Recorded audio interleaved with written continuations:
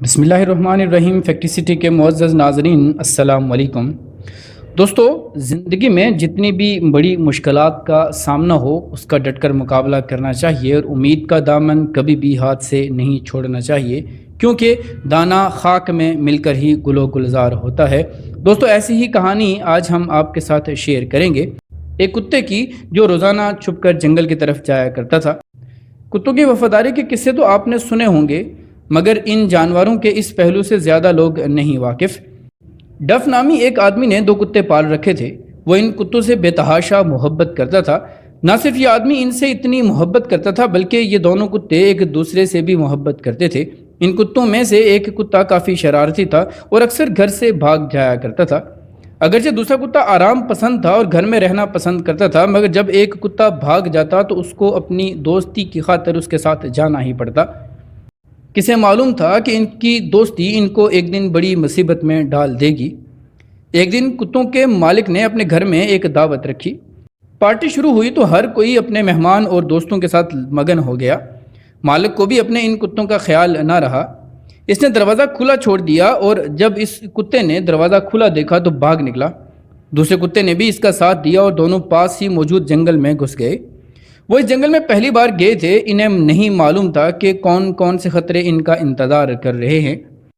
ان میں سے ایک کتا آگے تھا اور اسے وہ گھڑا نظر نہ آیا جو لوگوں نے پانی کے لیے بنایا ہوا تھا، اور وہ اس میں جا گرا، اور اب اس کے پاس اس گھڑے سے نکلنے کا کوئی چانس موجود نہ تھا۔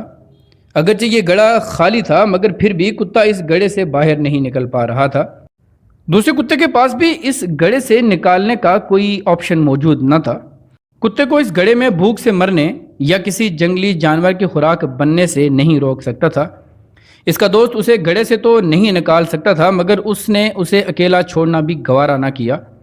چونکہ اس جنگل میں انسانوں کا گزر کم ہی ہوتا تھا، اس لیے کسی انسان کے آنے اور انہیں ریسکیو کرنے کا امکان ہی پیدا نہ ہوا۔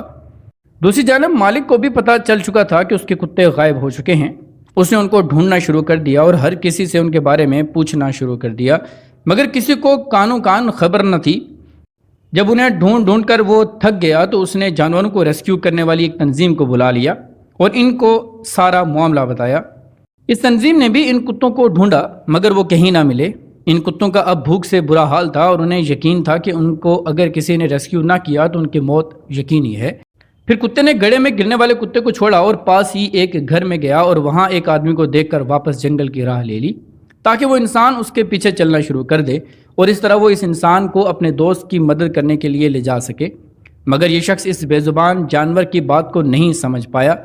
کئی بار جب اس نے ایسا ہی کیا تو اس شخص کو بھی شک ہونے لگا کہ کوئی نہ کوئی مسئلہ تو ضرور ہے۔ اس نے آخر پیٹ ریسکیو والوں کو کال کی اور کتے کے اس بیہیویئر کے بارے میں بتایا۔ جب اس شخص نے کتے کا حلیہ بتایا تو انہیں معلوم ہو گیا کہ یہ وہی کتا ہے جس کے گم ہونے کی رپورٹ کچھ دن پہلے درج کی گئی تھی۔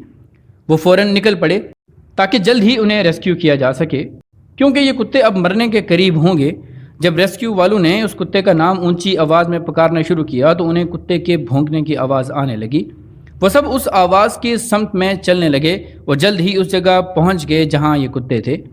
انہوں نے دیکھا کہ یہ دونوں کتے بھوک سے نڈال ہیں، اور اس قدر نڈال ہیں کہ وہ اپنا سر اٹھانے سے بھی قاصر ہیں۔ ان دونوں کو ریسکیو کیا گیا اور مالک کے حوالے کر دیا گیا۔